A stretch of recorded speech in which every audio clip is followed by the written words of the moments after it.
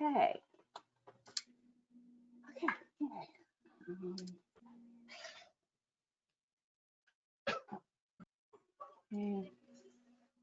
Oh, I have a lot of attendees that might need to be moved over. Give me a second.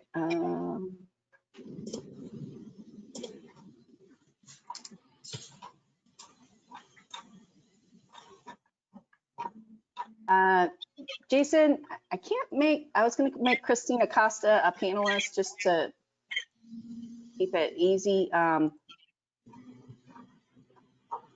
But it does not let me because she joined from public, the public link. So I think you have to give her speaking ability. Okay. And Mark's here too. So we got great attention. So I love it.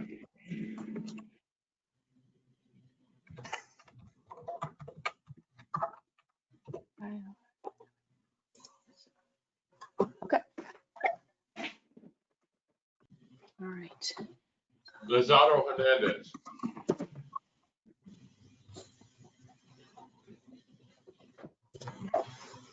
If not, I'll call him later. Lizardo Hernandez.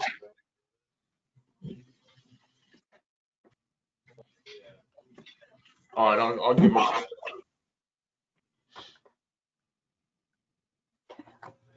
Close this. All right.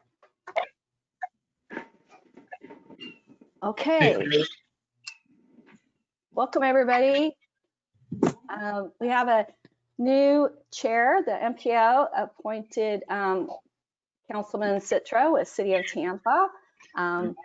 He's our new chair. So he'll be taking over the meeting today. I have the agenda up. So Councilman Citro, you can introduce yourself, say whatever you want, and then we can, I'll minimize the agenda so we can do the pledge. All right, I am Councilman Citro, District 1, whole city Tampa, at large. It's good to be here today. I'm wishing everybody happy holidays now, and I look forward to working with all of you. Most of you I have met before, heard about, or have worked with, so I am happy to be with this team. So at this time, Ms. Lisa, let's go ahead and minimize, and we'll all stand for the Pledge of Allegiance. I pledge allegiance to the flag of the United States of America and to the republic for which it stands, one nation, under God, indivisible, with liberty and justice for all. I thank you all very much. All right, Ms. Lisa, shall we go to public comment, please? Yes, and we have Christina Costa, who's signed up for public comment, and she has a visual aid. So I have it on the screen. If you got your camera people up, let me see if I can share the screen and get her little shining face over there too. Nope, I don't know if I can do this. Let's see. Nope. All right, let's just do the visual aid. So take it away, Christine. You have 3 minutes. All right. I'm not hearing her, so. She might be on mute. Yeah. Yeah.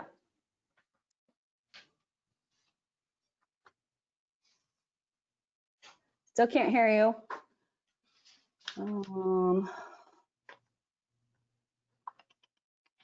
Thank you. Sorry about that. Okay, yay. There's one in every crowd today. It's me. How does this work? Well, good morning, everybody. I wanted to welcome and say a hooray for your new chairman, Mr. Citro. Many of you may know me, but in case you don't, I'm Christina Costa. I'm a local active transportation advocate, and I also work to advance bicycle and pedestrian facilities locally and regionally. So Mr. Councilman Citro has supported my role on the MPO's CAC. So I do engage in that committee. And I was having a conversation with him just a couple days ago, and he encouraged me to repeat a few things I said. I've pretty much boiled down the messaging that I use to convey what I hope our community focuses on, and you as a committee will focus on in our, to advance safety and multimodalism. So it boils down to two things, and those would be speed and space.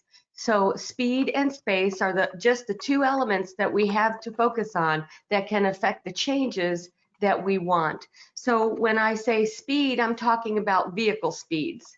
And when I talk about space, I'm talking about any and all potential space that we can allocate to the mode of transport. So when I'm talking to elected officials or people of influence, business leaders, or my neighbor, anybody who will listen to me, I talk about speed and space and when and how they can be blended or when and how they must be separated. If you can see the image that I shared with Lisa, I kind of used our worst case scenario. Can you all see that picture of the bike lane with the truck? And so this is the impression that many people have about our bicycle facilities. And you and I know that that's not accurate anymore. It does still exist though, and a lot of people see that, and it makes for easy dismissal of the potential that anybody would pop on a bike or a scooter and get around town. The space and speed, when we have motor vehicles that are traveling in excess of I was reluctant to even use these numbers a few years ago because to Americans, we kind of freak out at this low speed. But the purest Vision Zero model in Europe that we hope to replicate as closely as possible dictates that protected space has to be provided for anybody not in a car when the car speeds exceed 19 miles an hour. So that's really, really slow. We don't even have neighborhood speeds at that rate of speed. So I just wanted to give you my little space and speed speech and hope that the Livable Roadways community and committee will continue to advance separating those or creating various different spaces like neighborhood greenways as alternatives when we just don't have the space on a high-speed road to safely add active transport. Thank you. Thank you, Ms. Acosta. I'm looking forward to working with you and hoping to hear from you as many times as I possibly can. Any questions for Ms. Acosta? Hearing none. Christine, thank you very, very much. I'll talk to you in the future. Thank you.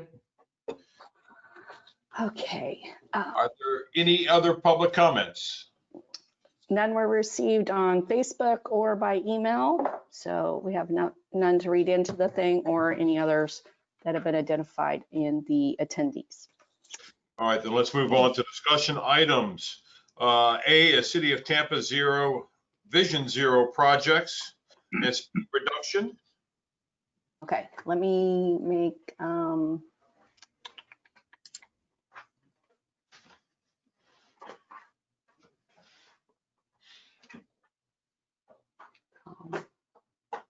here we go.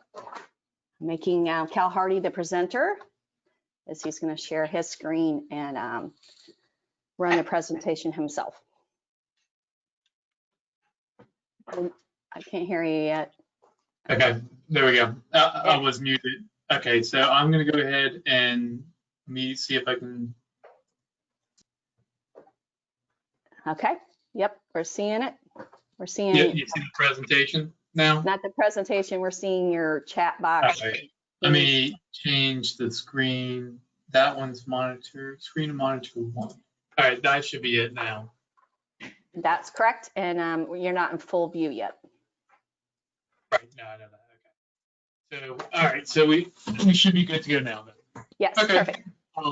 So I have with me Carla Price. Is she? Can y'all unmute her as well? It's a joint presentation. She'll be doing some of it as well. And then Alana, if y'all can give some capabilities to Alana, she may have, if she wants to say anything, if they'll know the city of Tampa just recently hired Alana as our Vision Zero coordinator. So just in case they want to chime in, and Carla will definitely have some things to say because some of these slides are hers. All right. This is a very long presentation, so I have copies of this. Lisa has copies of this.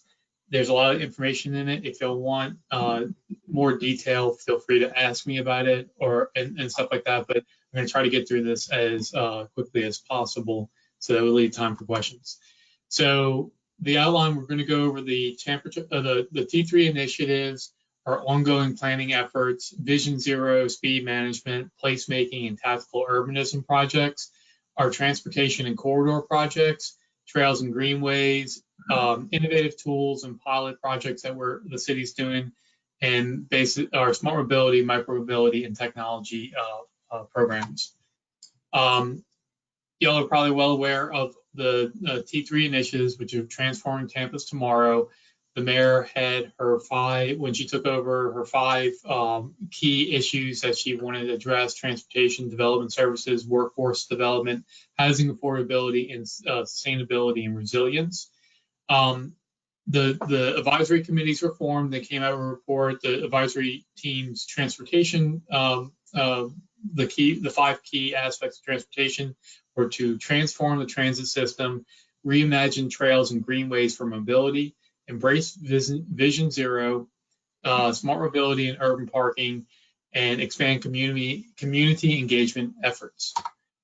The first thing is our ongoing planning efforts. This is one of the biggest changes within the city from when I was here.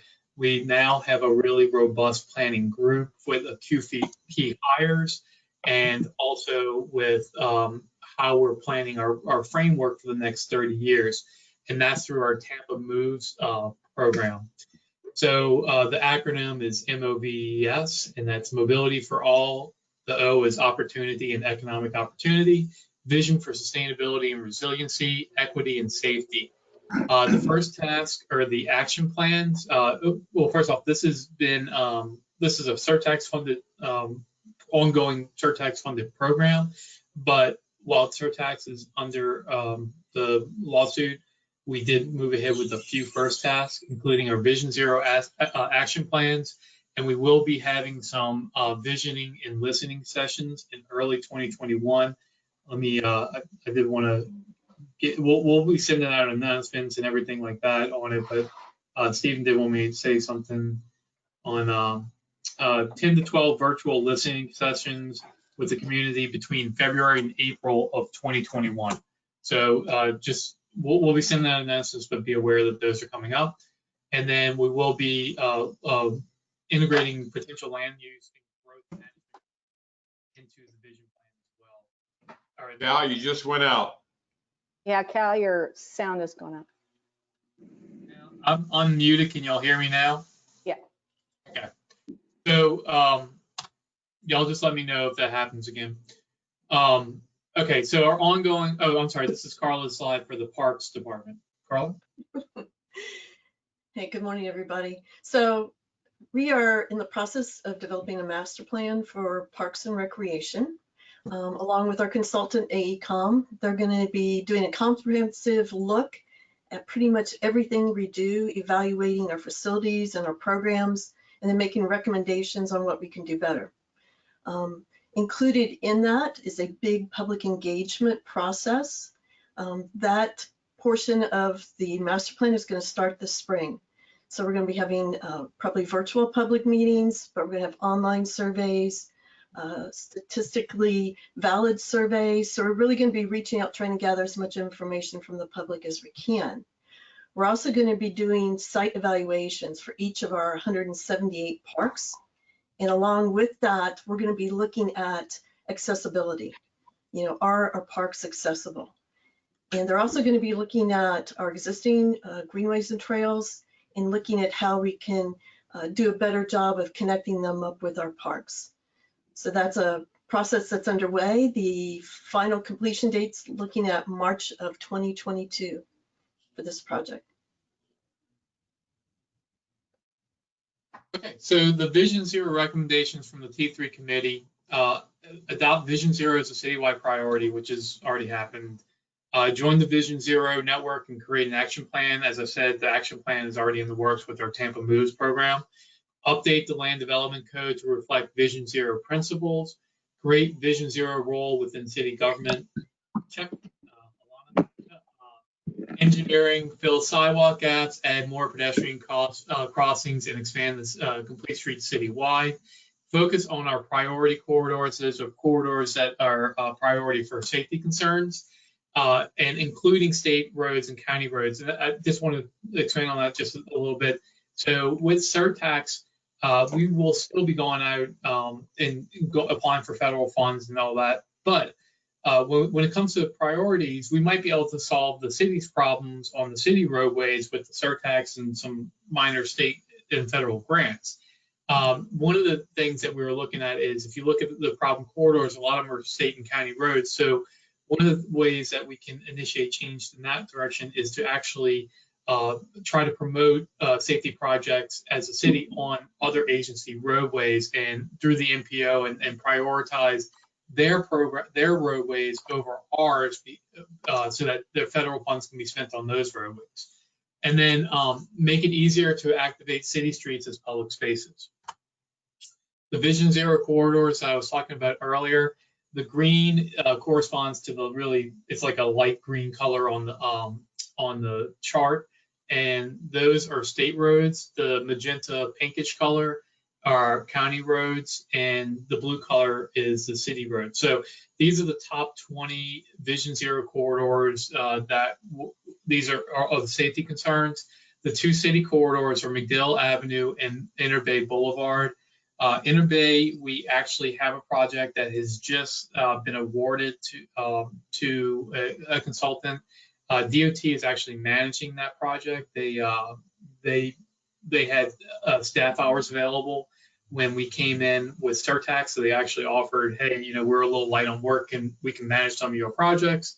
So Inner Bay is actually going to be managed by DOT, but we just now selected a consultant. We're really excited about that one, and that's going to really change the entirety of that corridor from West Shore to Bay Shore. And McDill Avenue is an approved. I believe it's approved in the 2021 surtax plan. If not, it's a planned surtax project as well. So we are hitting the two city corridors there. Vision Zero, the chart on the bottom left, y'all all know this chart. This is one that probably is in every presentation that this committee hears.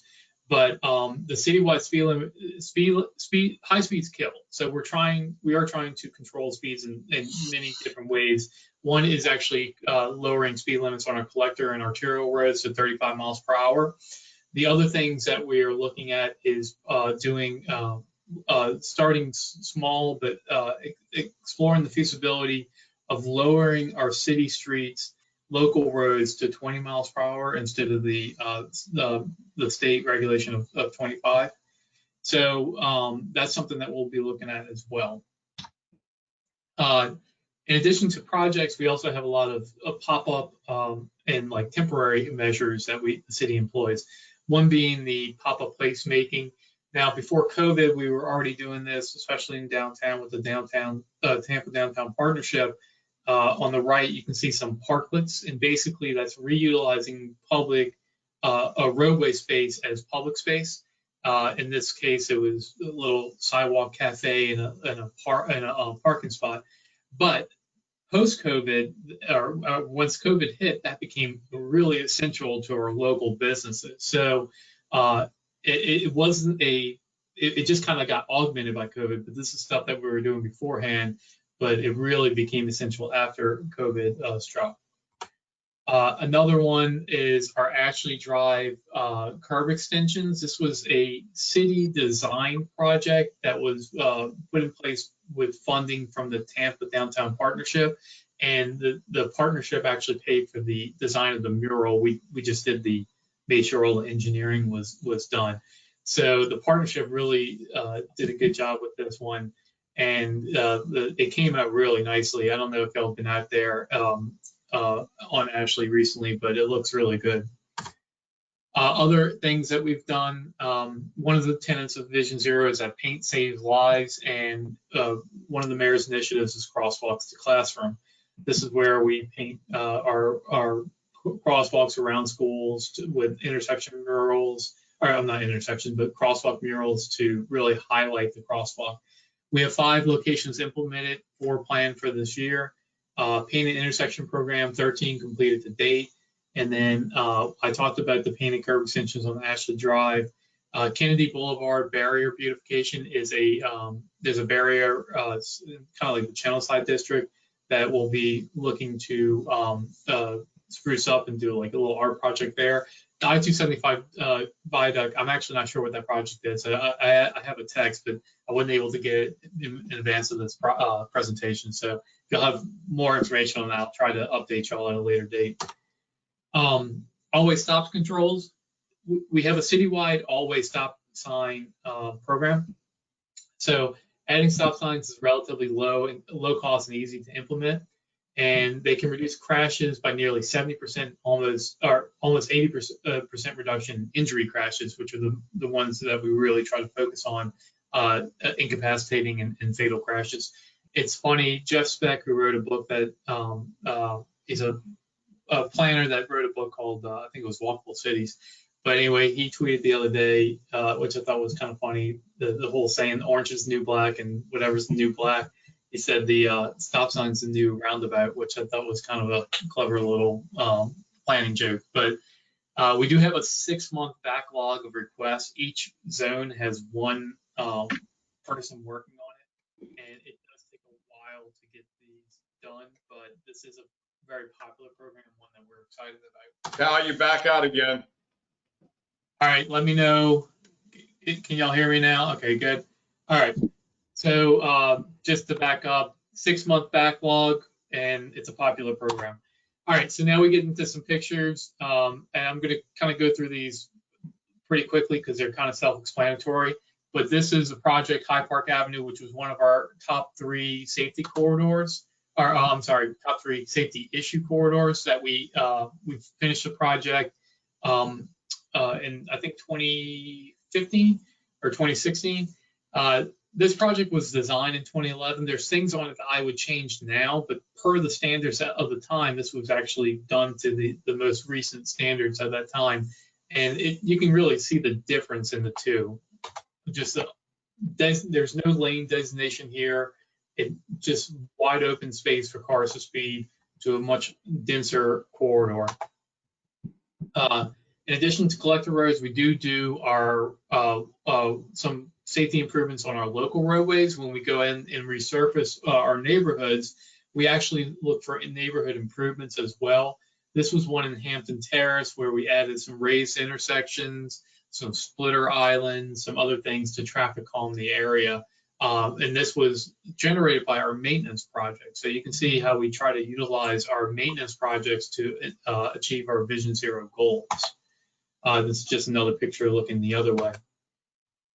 Road diets are still very controversial. I was on a call last night that was controversial about a road diet we're planning on Columbus Drive.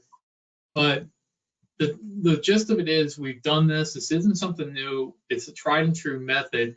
And the one thing that it feels like a broken record because I keep on having the same arguments. But one thing that people need to, I wish people would kind of understand is that a 4-lane section is basically a 3-lane section. If you look at the roadways that we've already lane dieted, most of them, I'm sorry, let me repeat that. All of them have increased traffic on it. So when we go out and say it's not going to affect the traffic, these roadways are a lot safer and they've had significant crash reductions of 60, 75%, but they're carrying more vehicles. So it's really, really important for people to understand that they do work and they are one of the most, one of the best tools we have in our toolbox to increase safety and multimodal access. Carla? Okey-doke. I think you need to hit that again. There Want me you to go. just So- do all Yeah. of them? Or? Okay. Yeah, you can do that. So I wanted to give you just a brief background on how we got to this point with trails in the city of Tampa.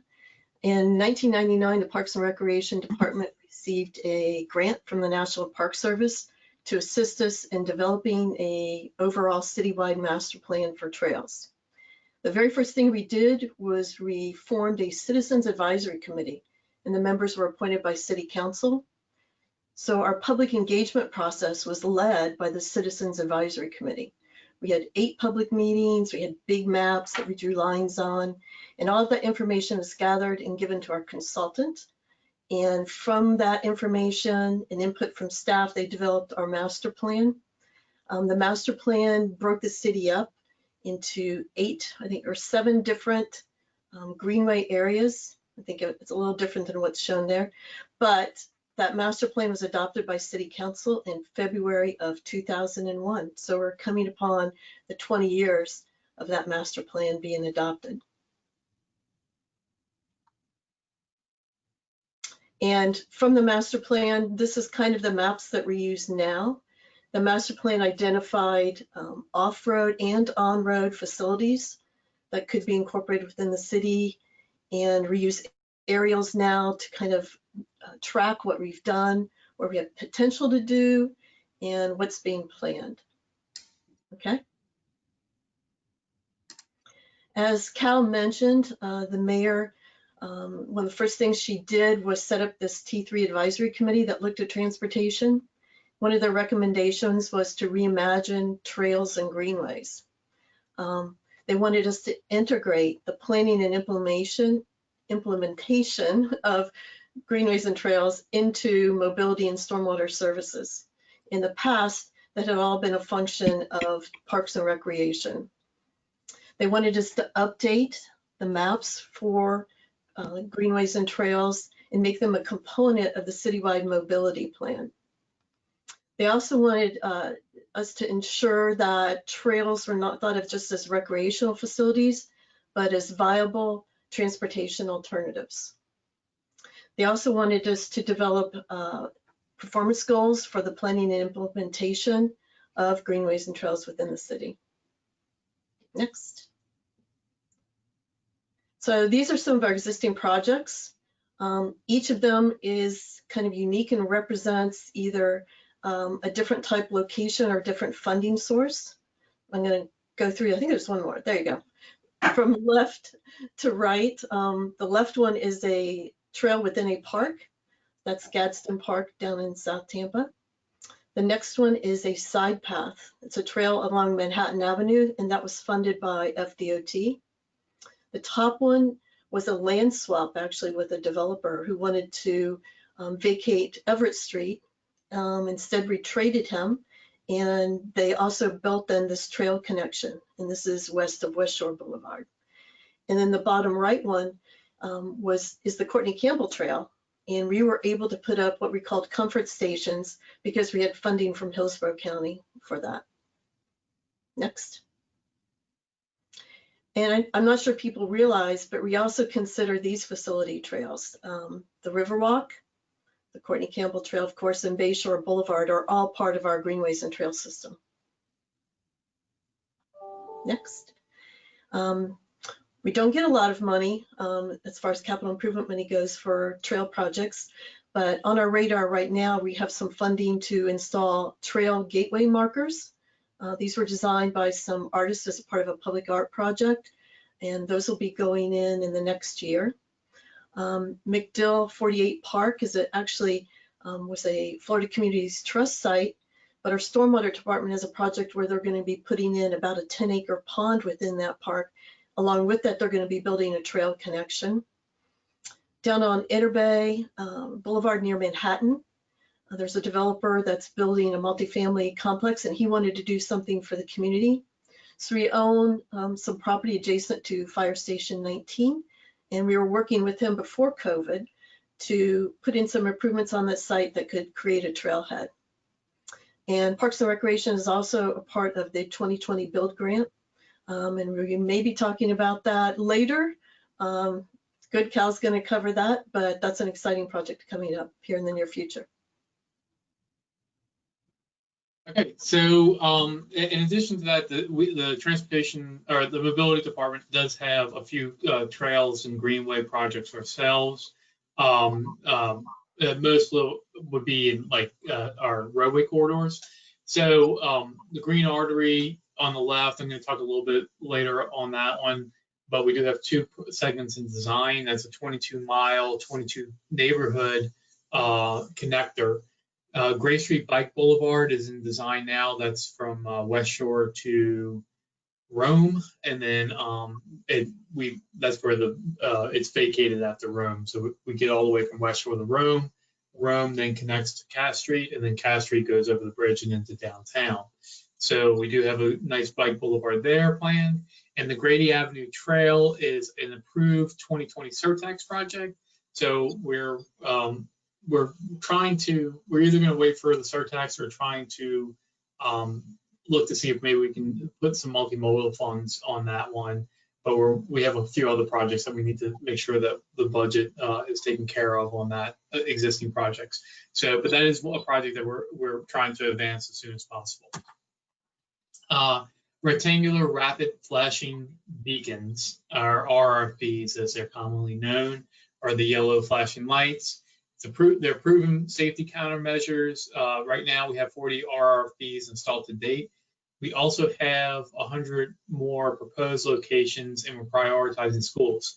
Now, this is a standalone program that the city has, but in addition, when we do capital projects, we're on corridors, we are very much increasing the frequency of our crossing locations.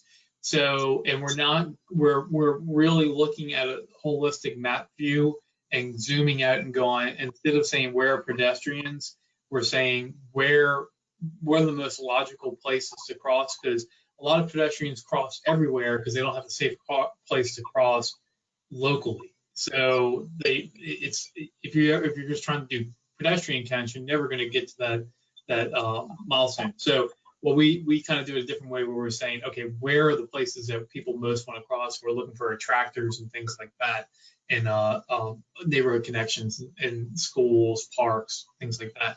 So that is something that we do with our capital program as well.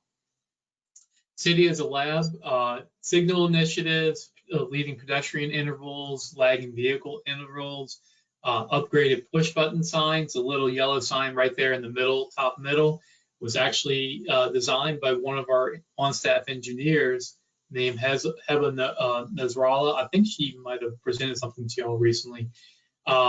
It's a very cool sign, just a little something that we do to increase safety. We were trying to think of an acronym with her name, Heba, H-E-B-A, but we couldn't think of anything snazzy. So if y'all think of something, let us know. We'll add it to we'll call it the Heba sign.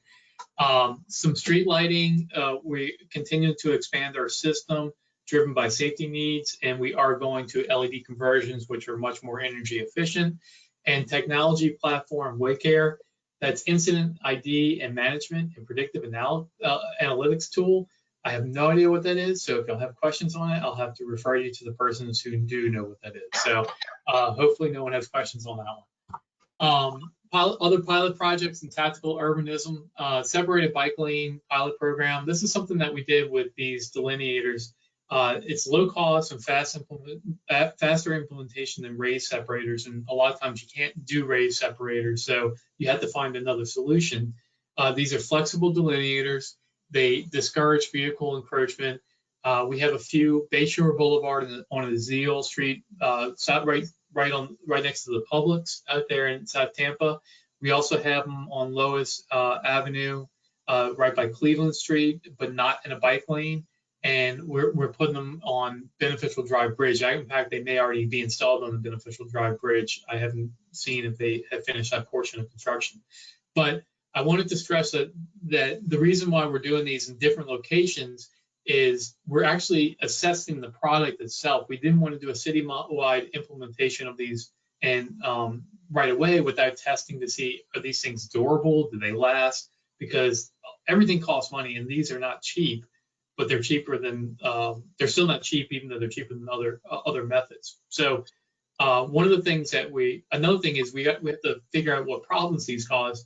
One of the things that we had was the street sweeper wasn't able to get in. So we are evaluating several different mini street sweepers so that we can clean the bike lanes and still expand this program. The transportation capital projects, there's a ton. This is our entire 5-year program, including surtax and other funding. Cal, I don't think your slide advanced. It should have the LTM map. Nope, I don't. All right. Anybody else having that issue? It should have advanced. It's advanced. Okay. All right. It's a map showing our capital program for 5 years. This was done in 2020, so we haven't advanced. We haven't shown the ones, any programs or any projects past 2025 yet. But rather than go into these, you can see all the colors. They all mean something. And we do have this on our website, a list of all the capital projects on our website. Some more pictures. Florabraska Avenue. That's before, and this is after. It's a bi-directional cycle track, a lane diet where we're going from 4 lanes to 3 lanes, some curb extensions, premium transit stops, RFB crosswalks, landscaping, lighting, the whole 9. Columbus Drive, this project's about to be go into construction later, I think maybe January or February. So this is the before, this is the after. Significantly reduced pavement vehicle lane widths, significantly increased sidewalk widths, bulb outs, shade trees, crosswalks, and RFB crosswalks. 34th Street, this is 21st. This one was just recently completed. This was another high priority safety corridor. This was actually the #1 in 2012. So it took us 8 years to get this actually built, designed, property procured, and everything else. So what does that get you? This is the before, and then this is the after. Much safer corridor, much nicer looking corridor. The area in the middle there will be planted. They're going to be doing like public outreach to figure out what to do there, landscaping, artwork, something like that. But you can just tell that this is a much safer and much more defined corridor, intersection than the before one. Here's 34th and Osborne, and I'm sorry, 34th and Lake, and this is the after one on that one. Marine Street Bridge is currently in design. It's a 4-lane section right now. This is the existing. It's a very horrible connection for multimodal use into downtown. This is the proposed, much wider sidewalks, 8.5 to 9 feet on either side, a 3-lane section. The nice thing about this is that you actually don't really lose any capacity because that middle lane just becomes a choice lane. You can either go straight or left onto Bayshore. We're also trying to create this as, or tie this into the Riverwalk and trying to match the lighting and the balustrade on the Riverwalk onto the bridge. This will connect to the next project, which is our downtown core complete street project on Tampa, Florida, and Vereen. This is the existing. This is the proposed. Protected bike lanes, parking protected bike lanes. This is Vereen Street. Here's Florida Avenue of the same project. That's existing. Here's proposed. Here you can kind of see some of the parking protected bike lanes at the very north side. Bulb outs to finally fix that horrible condition at Widening in Florida. I'm sorry, Widening in this says Tampa Street. This should say Florida Avenue, but Widening at Florida. And then this project will be going to design in 2021. County roads, we do, when they go out and resurface the roads, they do ask us for input about what typical we want to see there. On Armenia Avenue, that's a project they have programmed for this year. We asked to do a parking protected bike lane on Armenia Avenue. We also recommended, I think 5 crossing locations, or 4 crossing locations in Armenia, and 4 on Armenia, 6 on Howard Avenue, because they are doing Howard Avenue as well at the same time. So we are asking for new crossings and RFPs. Columbus Drive is another one where they're working on. That one is, I had a meeting on that last night. It's a little controversial. We're proposing a road diet and to get a bike connection, but the critical connection is across the Columbus Drive Bridge, where that will connect our West River Walk and West River Multimodal area to east of the bridge and downtown. So that's another project we're working on with the county. The Green Artery Perimeter Trail, like I said, segments D and E are in design right now. E is the area by North Boulevard by Lowry Park, going up River Shore Drive, and then crossing over Florida. Then there's a break in it where it goes through the River Tower Park, and then we pick it up again at E, which is east of what is that, Nebraska, right? Yeah, Nebraska, and goes down through and kind of ends up by Park Drive over by Rollin Park. And those are already in design, and we're looking for construction dates of 2021 for E, and D will probably be around 2022. One more thing on this: the entirety of the Green Artery is funded within CERTAC. So the 22-mile, 22 neighborhood project is funded for design in 2020 CERTAC. So if the Supreme Court says yes, go ahead, use the money, we can issue a contract for design immediately, and then program construction following design.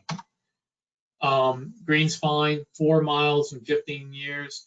A significant portion of the west of the river has recently been constructed. It's not open yet, but it is looking really good. So, been out there on Cass Street, it's starting to really come along. It's getting exciting. I'm trying to find out, but I believe this is the longest cycle track in the U.S., bi-directional cycle track. But don't quote me on that. I looked that up about 4 years ago, and I couldn't find anyone longer. So I'm trying to activate or look at that. The nice thing about this is that it connects to other networks such as Florabraska and some of the other things that we have planned around. And as we keep on building these, you'll start seeing everything be interconnected. And then finally, let me know if y'all can see the website when I pull it up. Give me a second. All right, do y'all see the website? Tampa Multimedia. Okay. All right. So this is a story map that we created just to kind of go over the bill grant, and just to stress, this is not just a west of the river Riverwalk. This is an entire overhaul of the multimodal network in West Tampa. So the facets that we're looking at: equity, looking for areas of concern to actually connect different parts of the city back together and bridge some barriers, quality of life, providing healthy alternatives, connectivity. Like I said, there's a lot of barriers here. We're trying to reconnect it to make the area walkable, and bikeable, or any kind of micro mobility. Economic development that goes for itself, and then growth, because we can't build more lanes to achieve that added traffic. With density, lanes don't matter. You really want to connect people when you have a more dense area. So as places densify, you want to try to get more bicycle and ped features in there, and sustainability, less cars on the road, better transit, better walking, better biking, all equal sustainable sustainable options. So resilient as well. So this is the nuts and bolts of it. The existing is the red solid. The kind of peachy dash line is what's proposed.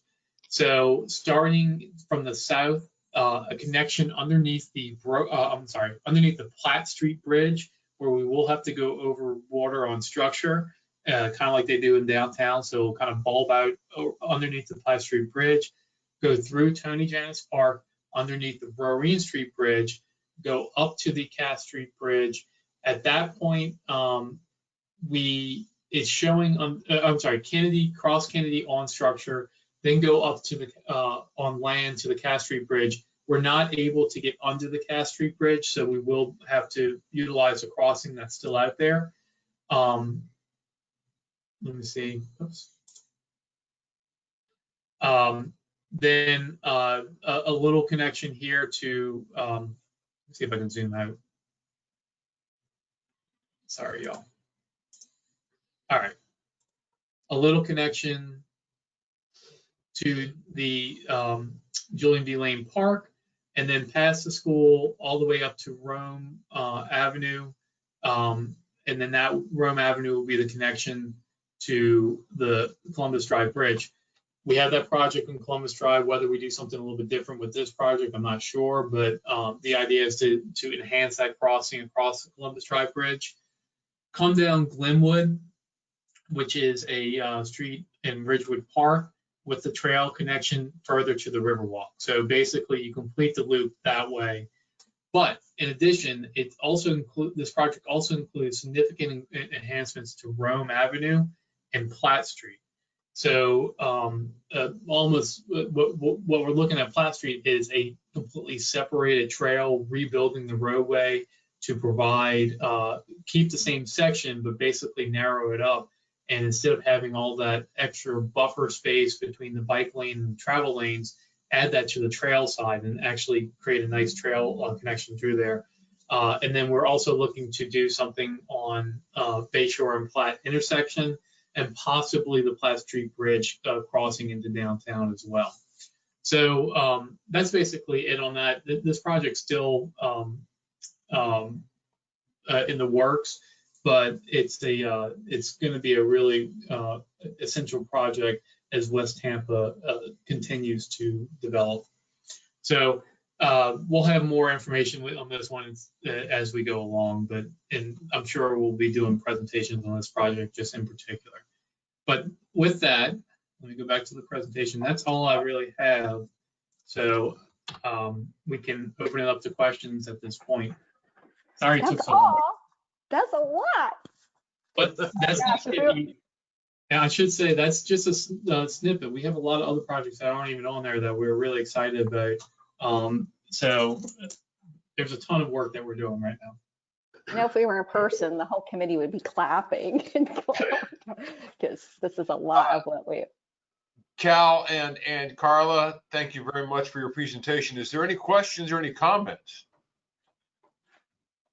Well, I'm looking forward to your hard work on this. I'm looking forward to a lot being completed. You talked about some great things, especially in your green spine and the road diets. So I am really looking forward to this. Ms. Price, good to see you as always. And I look forward to working with you too. Thank you. All right, shall we move on to? Hold on, cancel my citrus. Sometimes, especially in this virtual format, it takes a little while for everybody to identify if they've got statements or questions. I see Arizona unmuted himself. Are you wanting to comment or question? Yeah. Yeah, good job with that. There's a lot of stuff you're doing. Very good stuff. I want to ask you, did you have anything to do with 24th Avenue and 10th Street? They just put a four-way stop there. And No, was that? that one I didn't. But if it would be that would actually be one of my colleagues, William Forth. His team handles that one. If it's within the city limits, it's definitely one of my team members. Okay, I want to tell them that they did a good job because that was a very dangerous stop there because there was not a stop there. And then they had a school bus pick up and drop off. It is on the corner of 24th Avenue and 10th Street. And that's where I live at. So very good. Y'all, thank you for that. 21st and 10th, right here. 24th Avenue and 10th Street. Oh, Okay. Yeah. I'll have to, I'll talk to William Porth on that one directly. I'm glad to hear about the other one that, that makes us happy when we hear that it's helping out. But yeah, that it's a long, that, like I said, that program, there's 6 people in the city that work on it, and they have a 6-month backlog. So we're trying to get this out as much as possible. But with COVID, especially, with our operations group, that we've had significant delays with COVID-related incidences. So luckily, everybody's okay. It's just, you have to quarantine for such a time, and their work, they're out in the field. So if they're not present, they can't do anything. If you look right here where the yellow house is, there is the other way. Or like it right there. Okay. There was no dot sign there, but there is now. And that is a very good job that you did. Now, I live down the street. Yeah, I think that, well, I appreciate that. I'll pass the comments on. I wonder if that was actually one of the ones that we have highlighted here. That might be this guy right here. But we'll have to, I'll let them know that it's already being noticed. It's always good to get positive reinforcements. So I appreciate that. okay. And then in our chat, we have several kudos, like, oh my gosh, wow, and everything. And then Sarah had a question, but can you include, oh yeah, a link to the map in the chat. And then there was a question from one of them about counts, pedestrian and bicycle counts. Where did that one go? Let me, I think we are, Sarah, I believe we are doing that. I had to talk to the planning group. They would actually handle that, but I think DOT has detection on Jackson Street, and I believe we're looking at other automatic detection on some of the other ones, but that's not my area, so I'll have to confirm that with you. But yeah, let me get back to you on that one, Sarah. And then I wanted to assure the group that we'll definitely share this with everybody by email later today, so you can peruse it. I know that GoToWebinar has a slight delay sometimes on these PowerPoints, so it's a little hard to catch up. And then I was a little curious because we adopted the MPO Speed Management Action Plan, and we're working on all the jurisdictions roadways, and you'd set the 35 mile per hour on your arterials and collectors. Any advice on how you accomplish that, and the backup and the justification you do, because some of our other jurisdictions are struggling. So 35 miles per hour is maximum, by the way, first off. So we have a lot of roads that we've lowered to, collector roads that we lowered to 30, which I believe is the state mandated. So what we have is that a lot of times that you hear the first words are speed study and all this other stuff.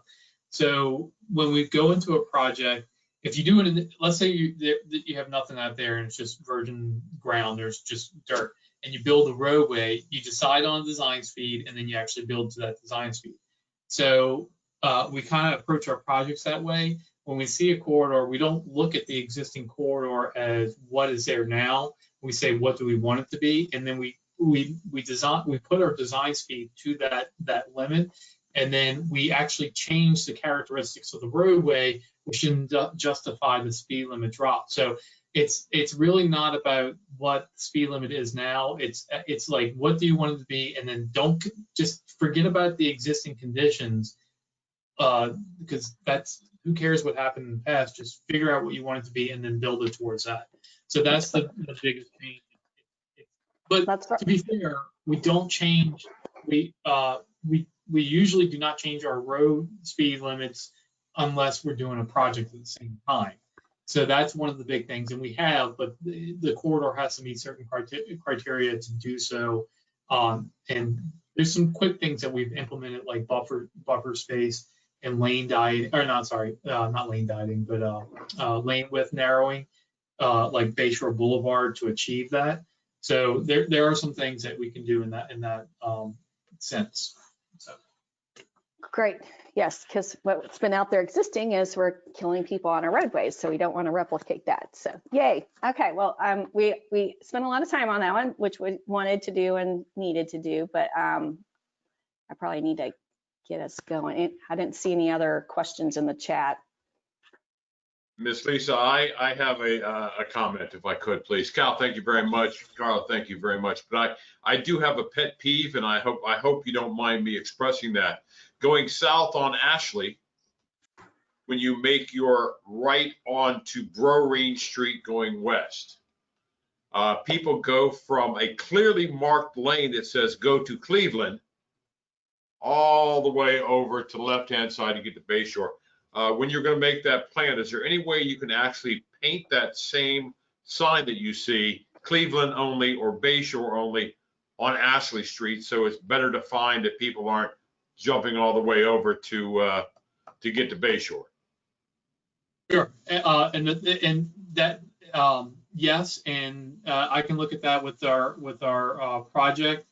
The nice thing is that the middle lane is now a choice lane, so you don't have to go over 2 lanes. It's just 1 lane. That middle lane, you can go either way.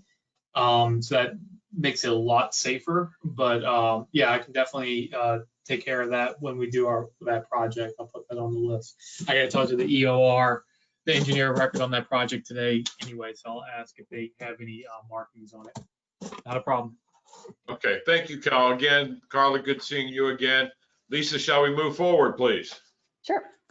I'm making Allison the presenter because she's going to present our next project. Good morning, everyone. Lisa, do you want to run the slides, or are you wanting me to share my screen? I wanted you to share your screen. Okay. One moment, please. All right, I invited you to be a presenter, so you should. Yeah. Can you see my screen now?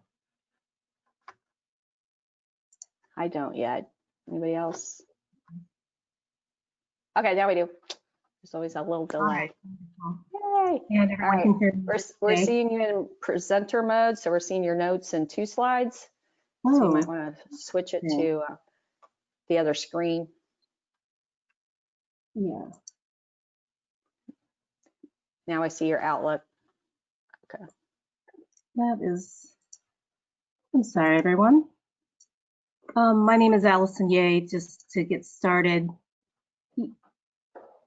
I'm not sure why you're seeing presenter mode.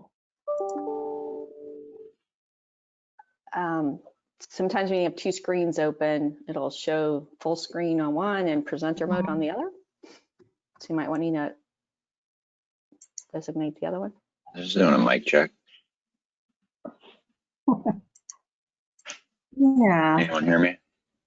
Yes. Yes, Justin, we hear you. All right, I tried to chime in last time. It didn't work. Thanks. Oh, okay. I'll pester Cal separately. Okay, and then Arizona posted a tip in the chat, so I'll encourage members to go there. I'm not showing the right screen, Lisa. Can you? Okay, can you go back to presenter mode? I'm in presenter mode. I mean, to the other screen, so we don't see your Outlook anymore. You know why you're seeing my Outlook?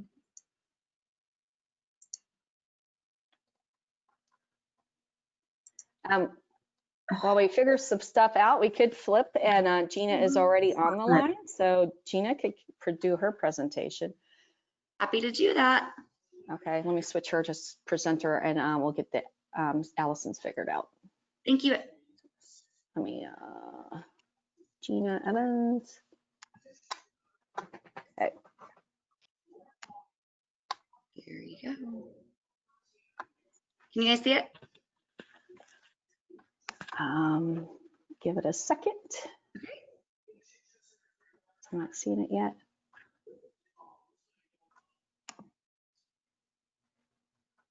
I see it. Oh, you can't? Okay, great. Let me go Okay, back to, Oh, now it just went away. okay, wait, hold on. Now it's back. You can see it? Great. Yeah.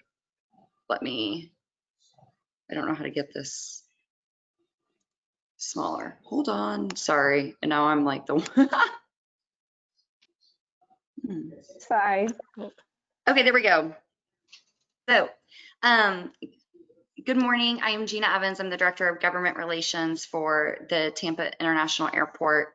And I'm going to go through some master plan, but first I just kind of want to start with where we've been. And so as you can see, the first part, our fiscal year is, we run on the federal fiscal year. So October 1 was our fiscal year. And you can see we were moving along, record passenger numbers, and then you can see where it just completely cratered in March and April, which is our busiest time of the year because it is spring break. So you can see the 2018 versus 2019, and the darker blue line, you can see that first, really for the first half of the fiscal year, we were hitting record numbers, and then really the low point was April, and then we're starting to crawl back. We are starting to see service return. We will, this slide actually shows you our route map. And so the currently served ones are the red market, the green ones are the December ones, and then the white ones are the suspended markets that we have not seen return. Most of these are on the international side. We are hoping that these return shortly. The flights to Copa to Panama City, on Copa to Panama City, should be returning by the end of this month as well. And we, again, with the services, we're just hoping that now that the vaccine's here, that we will start to see our passenger numbers increase. It'll be till 2024 until we're back to where we were at the beginning of this year. So a little bit on our capital program update. Most of you guys are familiar with this. We've had a 3-phase master plan since 2012. The first phase, which was completed several years ago, was the decongestion phase with the rental car center, the Sky Connect to the people over to the rental car center, which is also where the commercial curb is that has now has HART buses and PSTA buses going to it. And then of course the main terminal expansion concession redevelopment program. We are in phase 2 currently, which is Sky Center development, and our curbside expansion. Phase 3, which is rebuilding Airside D, which is a 16 swing gate airside. We were supposed to start this month, but due to the passenger numbers and coronavirus, that project has been delayed by 3 years, which is actually going back to where it was in the original 2012 master plan. It was accelerated because of growth specifically on Spirit and Frontier Airlines, that the demand was for the airside was going to come sooner, but with the adjustment, we're actually back to where we were.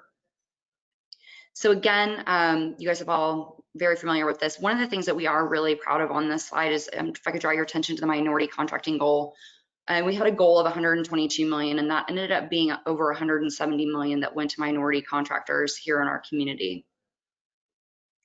Phase 2, this is kind of an overview of the curbsides and central utility plant, taxiway A, which you can see up onto the north, to the top of the screen, that blue taxiway. That's actually an enabling project for what could eventually be a north terminal, which is what the original master plan prior to 2012's master plan showed. And again, the curbside expansion, these will be the first express curbs in the country. So if you have your boarding pass, you're not checking a bag, you will actually go to these express lanes and not have to interact with people unloading bags and dealing with the curbside. And you'll go through a vertical circulation core straight out to the main terminal and then be able to go to your gate. So you can see how this all kind of fits in. It'll be 16 additional lanes, 4 on each red side, blue side, arrivals and departures. And because of that, we've had to relocate our central utility plant, and as well as we will be relocating our offices. And if you can see, this is that central utility plant, which is the purple building. It's a very small area that we are trying to relocate this building to. And you can see that there's very tight circulation. And so here's some projects for the blue side, curb expansion. This does show that we are a little bit over budget, but it is on budget because we expanded the scope. And again, Hensel Phelps and HNTB are doing this project. And the substantial completion will be a year from now. So we're very excited about that. Here's some pictures of the pedestrian bridge. If you guys ever parked in long-term parking garage, you know that there used to be 2 bridges going over to the long-term parking garage. Right now we are down to 1 that is on the far end, and then we're doing a central pedestrian bridge that will serve both the long-term parking garage and the atrium for the curbsides. You can see the stair in the center, and again on the departures level, the curbsides are coming in very nicely. Again, here's another view of how the curbsides fits into the main terminal and long-term parking garage, the foundations for the exit roads, and an east view of the construction. And again, here's the central utility plant. So again, we like to say we're building a building on a piece of property the size of a postage stamp, and you can see how complicated this building is. This building will be, again, it'll be our central utility, so all of our chillers, central utility plants, all of the chillers, the air conditioning systems, everything like that will be there. We're very proud of this building. It will use reclaimed water like we do on most of our projects, and it will be energy efficient. So we're really getting some of the sustainability features by building this new central utility plant. And again, here's some more just pictures of the central utility plant, electric room, cooling, the cooling tower walls are coming in. And then taxiway A, again, this is on the north end and will be an enabling project for future growth, as well as an active taxiway for the cargo area that we're relocating. And so you can see that we are right at budget on this one. GLF Construction Corps Group is doing this, and AECOM was actually our design professional. We are on budget, and this will actually come in early. This is one of the projects that we were able to speed up some projects due to the lower passenger demand, and this is a perfect example of one that will come in almost 2 months early. And again, talking about that growth to the North Terminal, one of the things that we have been very fortunate of with our team is the legacy that George Bean and the innovation that the original builders of the Tampa International Airport left. And we want to preserve that legacy of when whoever comes in after us has those same, like, oh wow, they thought this through. And an example of that is the future Sky Connect corridor that shows that first picture of how Sky Connect can eventually connect up to the north. And we are actually celebrating our 50th anniversary in April of the Tampa International Airport. So again, just going to that legacy of innovation. And again, here's some of the scheduling changes, but you can see it's a good picture of the airside of the taxiway. And then the roadway expansion, this one is under budget, and again has been sped up due to the lack of passenger demand. Conan Graham and AECOM are doing this, and you can see that one of the things that we're doing is a new exit to the economy garage, as well as widening the parkway, so there will be an additional lane. And here are some more pictures of construction and the progress. You can see the bridge reconstruction and the economy widening. And then Sky Center. So Sky Center will be our office building. It's a 9-story office building that is being built by a developer. We will be leasing 3 floors, and the rest of it will be leased out. It'll be Class A office space in West Shore. We do have some tenants that have signed leases. The first picture you can see is something that we're also very proud of, is it will have a trail system that connects into the existing trail system around us, both to the Pinellas side and on the Hillsborough side.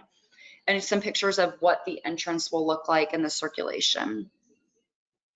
And again, there's the site into, this is down right across from the rental car center. So you'll be able to take a pedestrian bridge over to the rental car center and then take Sky Connect up to the main terminal. So more the drop-off circle, some of the a look into what our offices will eventually look like. The pedestrian bridge, and again, an expanded commercial curb. And will be, again, continuing with the bus service. Eventually, maybe more ground transportation offerings go down there, but again, making sure that we have the infrastructure for whatever comes over from anywhere in the region as far as mass transit goes. And again, here's a rendering of what the office building will look like. We're at substantial completion on the to where we could go in and start building things, and then we will move in second quarter of, well, I guess third quarter of next year, second half of next year. And then again, Airside D, this is a rendering of what it will look like. We will still move forward with this project. As Joe likes to tell the team, we didn't cancel our dreams, we just put them on hold, and this will be a state-of-the-art facility. International will move over here, and we do hope to get this going again within the next, we're thinking 3 years. So that's where we are. Thank you, Ms. Evans. Any comments or questions? I have a comment. Sure, Mr. Menendez, please. What's kind of amazing is that they have so many projects that are both under budget and under schedule.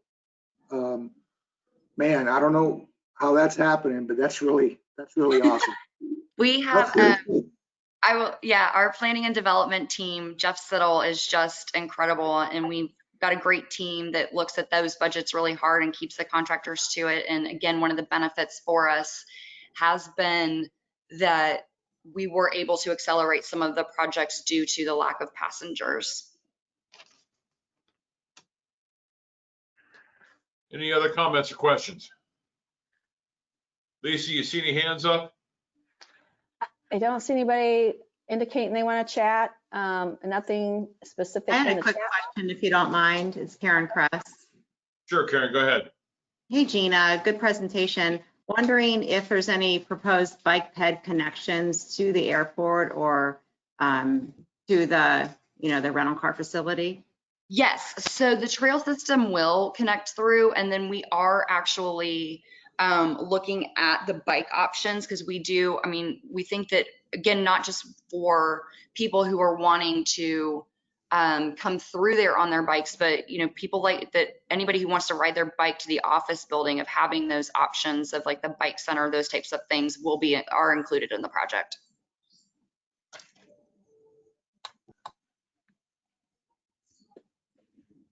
Yeah, I just wanted to make another comment about bicycle facilities. The new Sky Center office building will be providing bicycle storage, secure bicycle storage for any employees of that building who want to ride in. And it's also providing locker and shower facilities. So anyone who works within that building will have the option to ride their bike in and wash up before work if they so choose to. Yes, because the shower, exactly. Thank you for pointing that piece out, because part of the office building will have a gym, and as well that lockers, the bike storage, and then again those shower facilities, so that people do want to ride their bike in, they're not sweaty at their desk. Okay, who is that chimed in with that great tip? I didn't catch that for the record. This is Melissa Colazzo. Okay, Melissa. Yes. AI. Melissa. Yeah, I can't see everybody at once. Thanks. Stuff. All right, any other further comments or questions? Gina, great report. Thank you very much. Has the airport and HART or FDOT been working on rapid bus systems from a central location directly to the Conrack? Yes, so we actually we've been working with HART, and there is now express bus service to the rental car center from downtown, and we're also working with PSTA on connections over from the beach. And HART does show some in their plans, some extended bus services, even coming down, starting in like Wesley Chapel, the Pasco, that North Hillsborough area, and coming back in. Are those bus routes direct and don't have to have transfers? So, correct. There is that direct service. Okay, because I know there was one that had one connection, I believe, at West Shore, but that's great news. The Conrack was designed for less actual vehicles going on to Tampa International Airport grounds and being able to just transfer passengers there.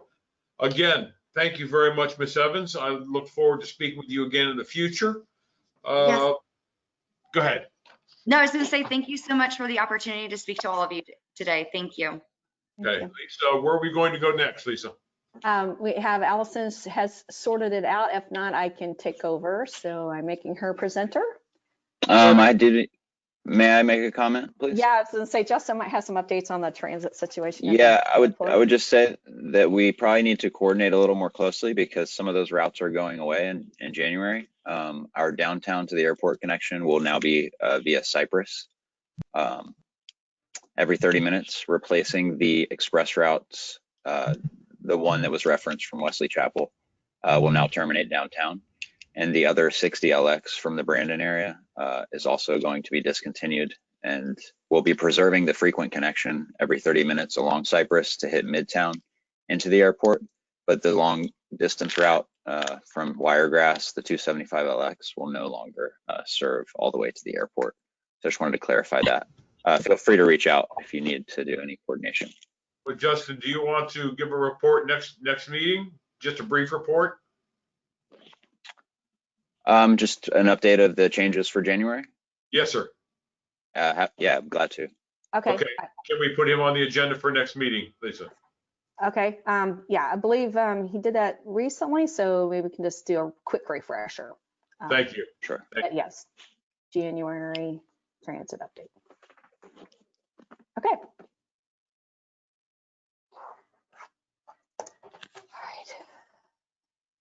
I see your screen, Allison, so you just need to unmute yourself and go. Good morning, everyone. I apologize for the technical problems. I'm going to leave my camera off for now to avoid any more issues. My name is Allison Ye. I am one of the MPO staff members, and this presentation you have before you today is the East Salmon Expressway Project Development Environmental Study that is being implemented by the Expressway Authority. The project is at a very preliminary stage, so we're presenting kind of basic information that we know right now. The MPO, as part of the FDOT's efficient transportation decision-making process, is reviewing this generally with to look at consistency with our plans and comprehensive plans of the city and county. So for those who don't know what ETDM is, it was a system created by the Florida Department of Transportation. The idea is to, early on in the process and throughout the process of a project, assess the potential and environmental impacts. So we're kind of on the left side of the screen, the planning screen right now, and early on the implementing agency will go to resource agencies and seek community input on their projects. Today I'm going to give you a brief of the packet you have, which gives basic information, the advanced notification packet, and I'm going to summarize it briefly for you and then let you know what we found in terms of consistency with our plans. Here's an overview of the study area, starting from Berrien Street on the left of your screen and going all the way to I-75, which is the project terminus. Here's a little closer look at that. Berrien Street in downtown. The yellow line you see is the 500 feet study buffer where the analysis is being conducted. And here we run along Adamo, going east, and then going down to the project end past Falkenberg Road at I-75. So the reason that THEA is conducting this study is to look at the needs, costs, and the effects of constructed improvements, and the hope is to increase traffic capacity and safety on the Salmon Expressway. This segment of the expressway is part of the Department of Transportation's strategic intermodal system, so you want to improve travel reliability and resiliency here. And that means looking at alternatives that would increase capacity on the mainline toll lanes and reversible express lanes. Also to improve operations at interchanges and ramps and look at safety throughout the project. So you want to consider demand strategies, dynamic tolling, price managed lanes. For the, to look at what the needs are in this criteria, there's some primary criteria that are looked at. Capacity is one of them. So this facility is currently at not meeting level of service D. There are bottlenecks on the main line, especially with those with 2 lanes in each direction, and speeds have gone down to 40 miles per hour, restricting flow through this corridor.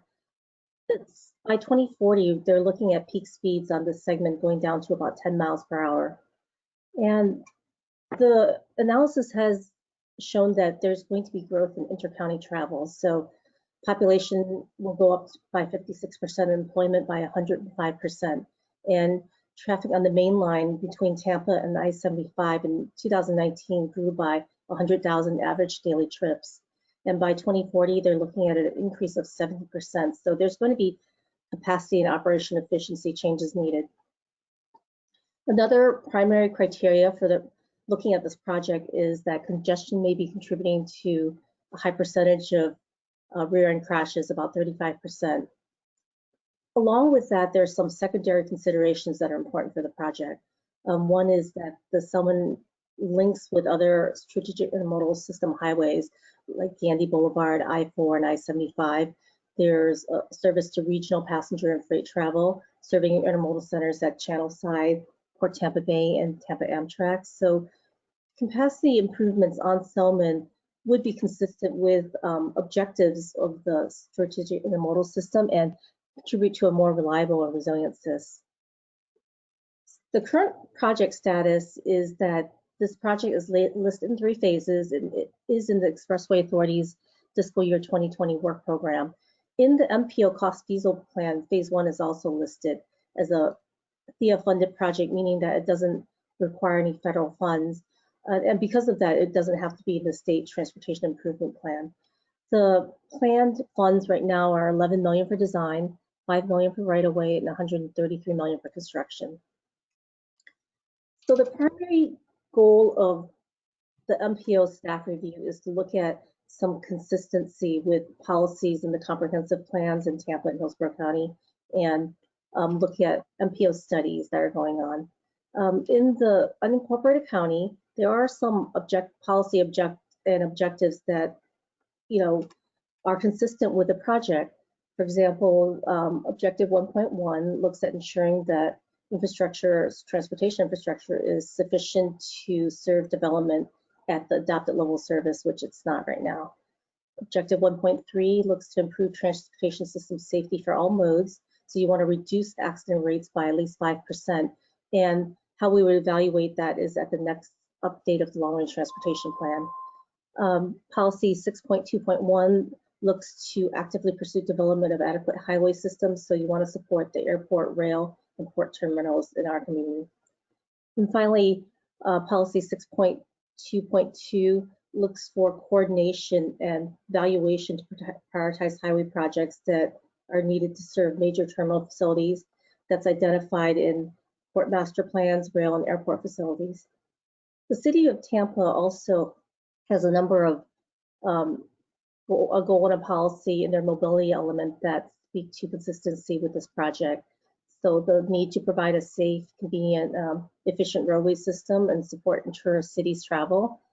Continue to maintain any data needed for safety roadway performance and engineering enforcement and education countermeasures, especially within the city limits. Looking to also assist DOT, Expressway Authority, and other agencies when they are trying to enhance the strategic intermodal system. So that would mean financial contributions or maybe right-of-way donations when it becomes appropriate. The MPO has been working with you, and I think you've heard about some of these plans through Cal and Carla earlier, and Lisa too. But there are 2 main areas of our studies that seem to fit with this project. One is to identify trail and roadway connections that improve regional multimodal networks. So you've heard about the Tampa Hillsborough Greenways and trail plans updates. Specifically, there's a Salmon Greenway trail, South Coast Greenway trail study. There's the Brandon mixed use, corridor mixed use centers pilot that's looking at express route and BRT service trying to connect Brandon and employment centers, as well as the State Route 60 Brandon freight compatibility study. So we also have some overarching initiatives that are appropriate with this study is the Vision Zero Action Plan, we mentioned that, and Meridian Avenue, which is in the study area, is one of the top 20 high injury network areas. Lisa mentioned the Speed Management Action Plan earlier, and we have an ongoing non-discrimination plan that we are working on. As well, I believe earlier in the year you heard about the environmental noise wall white paper. There are some, oh, this keeps jumping.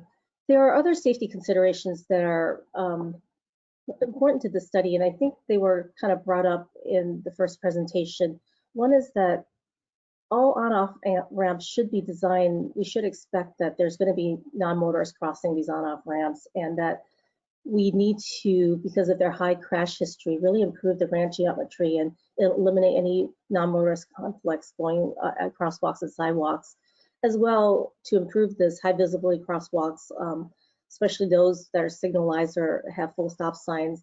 Need to think about how to stop cars from free flowing from the limited access highways all the way into the urban corridors, and that's where some of these pedestrian conflicts come in. It's important to remember that the study impacts most of our urban community, and we've talked about how Tampa has active transportation, cycling, and ride sharing and scooter travel, so that needs to be kept in mind when we look at the study. This item is just for discussion today. There's no actions being taken, and what we hope to do is share our consistency analysis with the Expressway Authority, and then also take any comments you might have.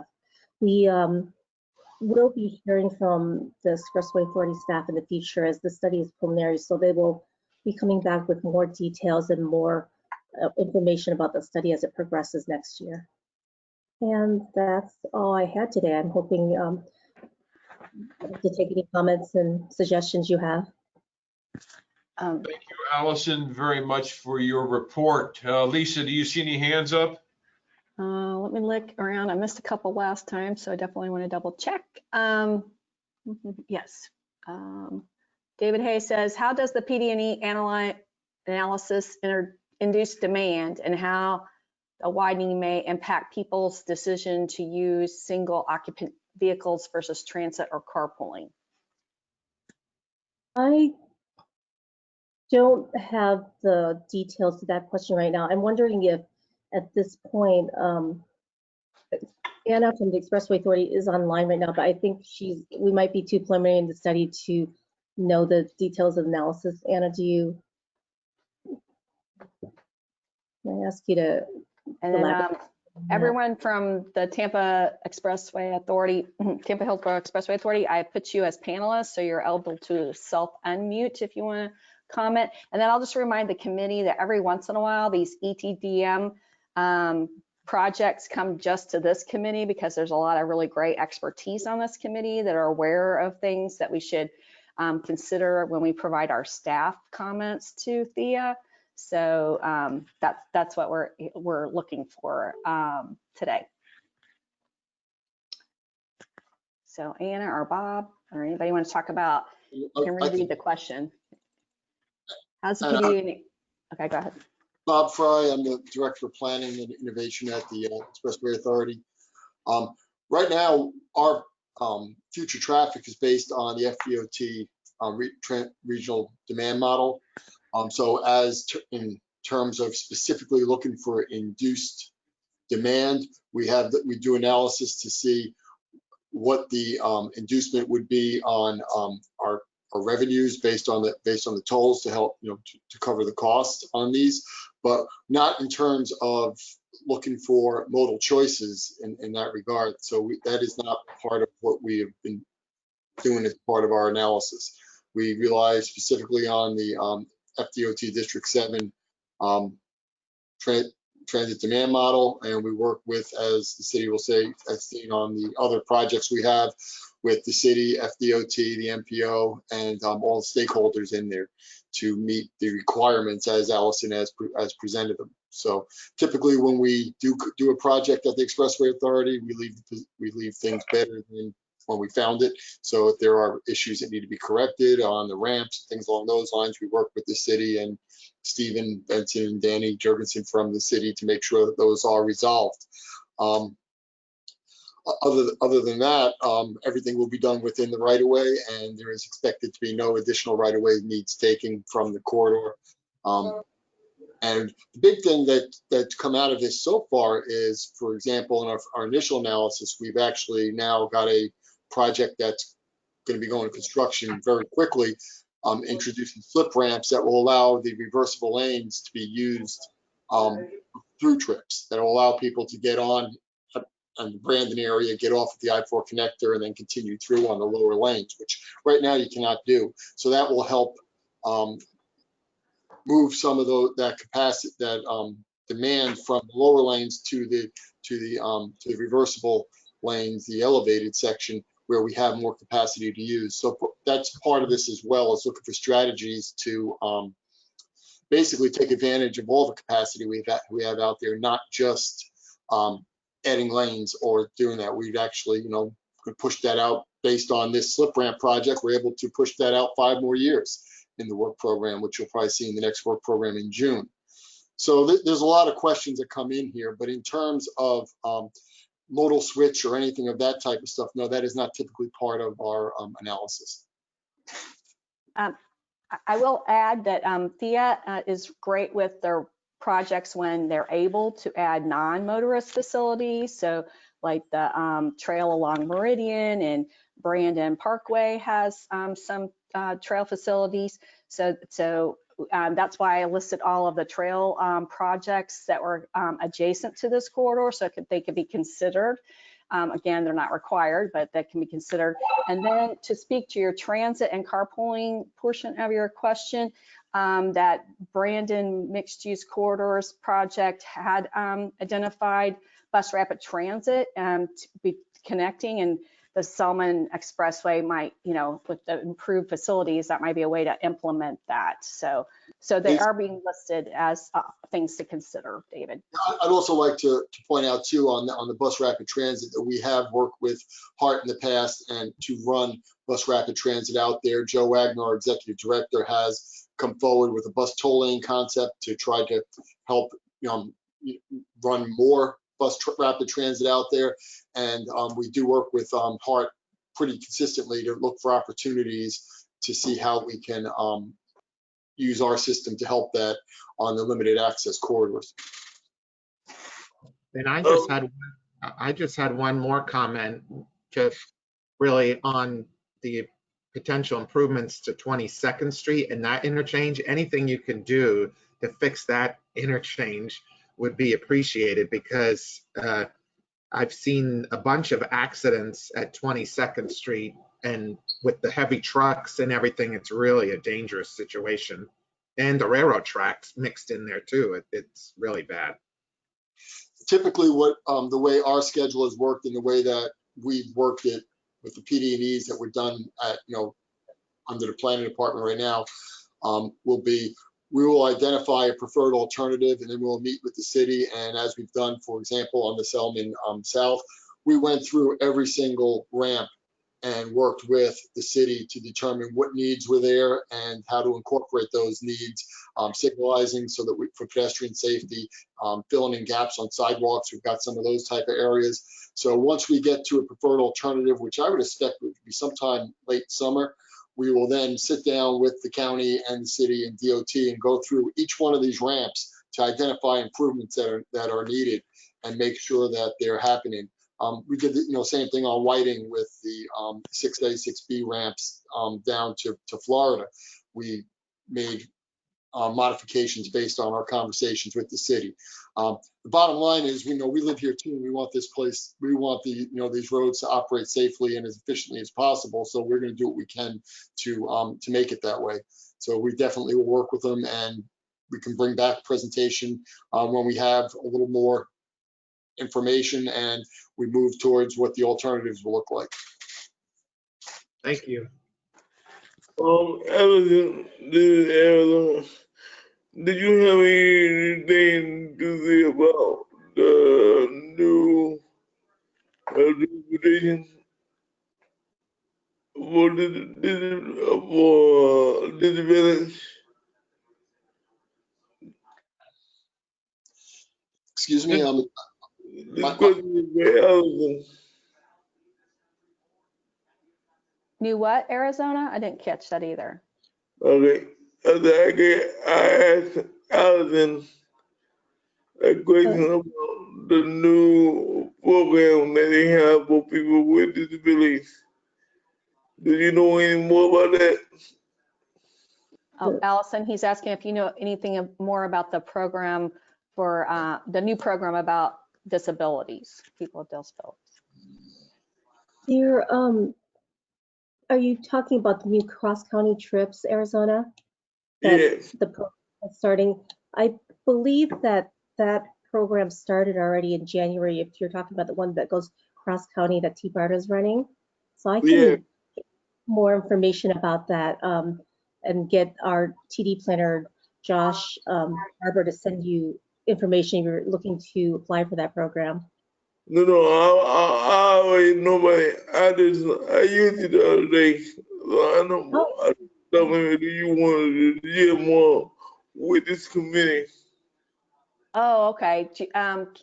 Arizona, you're asking if we can have a future presentation so the committee can learn some more about it? Yes. Okay, so that's actually for me. Sorry, Allison. Yeah, and I noted all your great info that you posted in the chat box about that. So, and Joshua is on staff, so I'll get a little update so that everybody's very familiar with it. I'll put that on the future topics list. Thank you. Any other further questions or comments?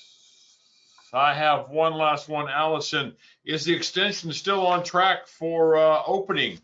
I believe spring of 2021? Oh, I might have to defer to Bob, who's the expert on that. Bob? Opening date. Yes, it is. And we laid, I guess, a monumental part of the project happened last week. We laid the last segment. So now they are completely across from the Gandy Bridge all the way to the Salmon. Now, when you drive down there, you can see that it's a completed segment. And they'll be now moving towards working on finishing this up. We're also working with the city on the staging area that used to be a park there. We're going to work with them on getting that brought back. So yeah, hopefully things will be moving up, and we'll be able to see how that goes. And personally, I thought that they did a very nice job out there, and I think it looks very good, and they kept control of that construction area in a very, I have to compliment them on that. I thought that was as well. But yeah, we'll let you know and get some information out when it's going to be opening. Fantastic. I'm waiting for the first report of how the traffic congestion at the West Shore and Gandy has decreased, because we're getting an awful lot of complaints. But once we have the extension, hopefully that is going to decrease. Thank you all very much for that report. Lisa, are we going to old business, new business? Yes. Okay. So I'll remind anyone that wasn't here in December and about our discussion with our past chair, Michael Marino, and we looked at some revisions to our membership, and it was the consensus during the discussion that we consider adding a school representative on the committee. So I'll prepare that amendment. When I was doing the orientation for our new chair, I was going over our membership. So we didn't have time for introductions today, but I did, he has the roster, he knows who you all are and who you represent. And we also, this time of year in January, we always go over our attendance and vacate any positions that are not participating. So in preparation in January, and in lieu of all this recent discussion, I thought, and the chair thought that it would be a good idea to look at our roster and our membership currently. So in your packet, I provided the bylaws, which defines who is the membership and our mission and vision. And I know historically, because I keep track of all this stuff, which ones we are super popular and have no problem filling, and then positions that have remained vacant for years. So the history is that the bylaws and our membership got set many, many years ago, and it was the people that were at the dais that were regularly participating at that time. We defined positions consistent with who they are, and then every once in a while, they've been tweaked over the years to reflect what's going on. So since they haven't been tweaked in a few years, and we are going to add a school representative to be considered for the board's approval, I thought we could look at our other membership. So one that comes up in my mind is that way back when we set this up, this neighborhood representative was what was the description for Grant Remby, who was active in the Temple Terrace area. And so that was what he wasn't representing Temple Terrace. So this was the label given to him for that position. Because it says neighborhood representative, whenever I have people apply to be considered on the committee, it's difficult to, like define that. So we always like, well, if you're a homeowners association president, or like, the somehow involved in some kind of advocacy group, you could be considered a neighborhood representative. There's not a lot of people that have applied over the years that, or no one that has fallen into that. So I thought maybe we could either just eliminate that or redefine it. The more flexible one has been the citizens advocate for livable communities. So if we wanted to, expand the committee, not that we need to, we have a quite large committee. I was like, maybe we just put 2 positions for that. But again, it's a very popular committee, but I don't have a ton of people knocking down the door to join. So those were my thoughts, but I'll put it out to the committee if you concur, don't concur, got other ideas. Again, we're not looking that we have to expand it, but if we need to massage this in any way, now's the time to talk about it so I could process all amendments at once. Any thoughts or comments? I have a question for the position that you just talked about. I'm trying to look for the community representative. What kind of outreach do we ever do for some of these different communities to let them know that this is available to them if they were to nominate somebody? Well, it's covered in our newsletters every once in a while. I haven't done a lot of specific solicitation. I guess we could put a blast out to all the homeowners association representatives. If we felt like that was an important position that's vacant that needed to be filled, but there's been no dialogue from any of you over the years, like, oh, hey, we need more people from the community represented. If you do, then that's another approach, is I could just do more soliciting and lobby for someone to join us. That one was just hard to define, like, okay, which neighborhood, in only one neighborhood, so that one was a challenge. It's like, okay, who and then again, back to, so, but I'm here to serve, so you guys tell me. Yeah, no, my thought process was, I wonder if part of the reason why we don't get interested candidates from different communities, or not candidates, but interested reps from different communities, is just because of the fact that they may not be aware of the opportunity. But well, yeah, like I said, we are popular. I get lots of people applying. I've been very creative in plugging them into the other positions, because in my mind they fit them perfectly. And again, it was like, oh, I can't really point to something in your application that says you're a neighborhood representative. Right. But that's why, Emily Hinsdale, when she applied, I'm like, well, how about citizen advocate for livable communities? Like that worked. And then when Gus applied, I was like, oh, well, you're a regular and frequent transit user. Would you be our transit user representative? Because that one's been vacant for a while. So far, somebody's either been a professional society member or fit into one of our other vacancies. I haven't had anybody come along when I like asked my superiors, I'm like, well, how do I define neighborhood representative? I'm like, you know, when we've had people just apply. So that's when we thought, well, some kind of official, but then, yeah, which neighborhood? So do we expand it? Do we recruit for it, or do we leave it alone? Yeah. Fine. Any other comments or questions? Mr. Chair, this is Michael Marino. I just want to make a comment about, I guess, kind of like recruiting on this, and I'll refer also to Sarah Hendricks' comment. I do think when you look at our roster, we don't have a lot of folks who are either outside the city of Tampa, or if they are outside the city of Tampa, a lot of times they're, you know, we have Plant City and Temple Terrace folks. They're representing more urbanized areas, and so I think that you know, maybe there's a point to be made that neighborhoods position, for example, is maybe specifically designated for unincorporated Hillsborough County.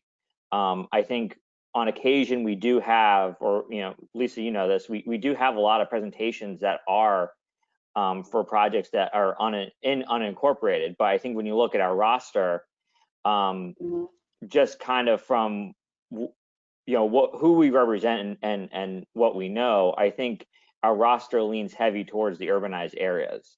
So that would be my one suggestion. And then the last point I'll make about this too, you know, Christine just spoke, and you know, she's the American Society of Landscape Architects, but we recruited her.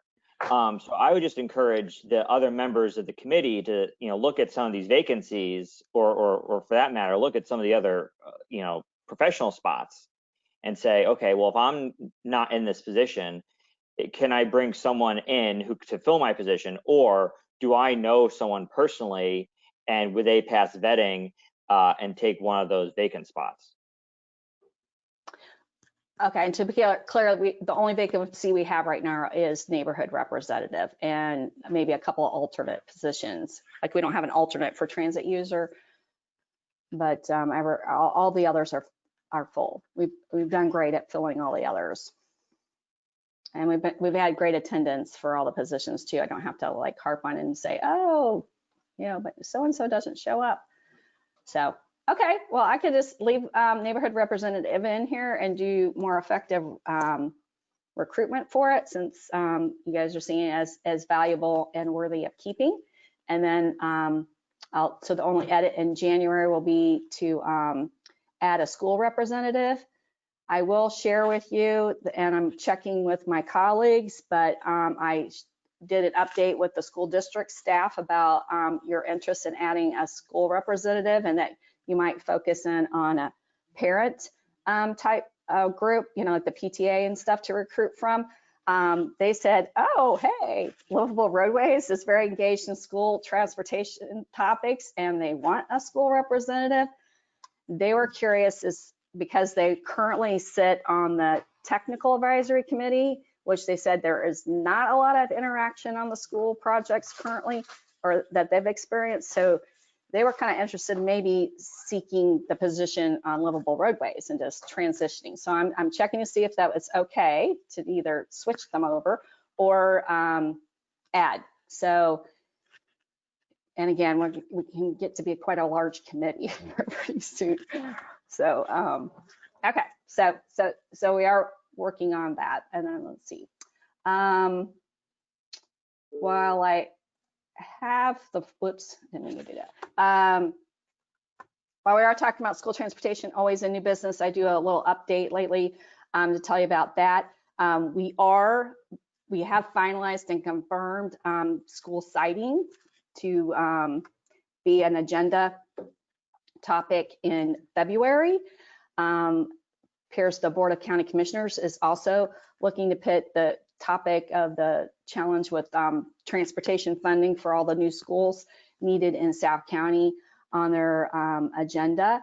There's a bi-monthly coordination meeting on Friday, and I've tried again to confirm the Safe Routes to School projects that Hillsborough County has been effectively working towards implementation on the agenda. They're a little short-staffed, and overwhelmed right now. So if our county reps on the call can help me get that confirmed, that would be lovely. Also on that, there was something else. Oh, we're setting up a workshop on school siting and all of its challenges. It's becoming quite the topic as a special policy committee topic workshop. Looks like that will also be in February. So the handful of board members on the MPO will get an opportunity to take a deep dive into that. So we're working to get that confirmed and scheduled. And this month, I assisted the Hillsborough County consultant and staff. They're applying for a Safe Routes to School grant from Central Office DOT. So I helped them get the materials ready for that. So that's your school transportation update. Get the agenda back up and see what else we're missing.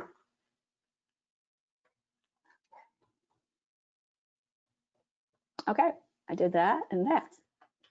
All right, back to you, Chair, if you've got anything else or if the committee has anything. Well, you know, I'm telling you, thank you all for a very pleasant start to my chairmanship of this this committee. I wish everybody happy holidays, no matter whether it's Christmas, Kwanzaa, or Hanukkah. Everybody, please enjoy yourself, be safe, and I'll see you next meeting. And if I hear no objections, we are adjourned. Okay. Thank you. Happy holidays, everybody. Thank you. Happy holidays. Sorry we didn't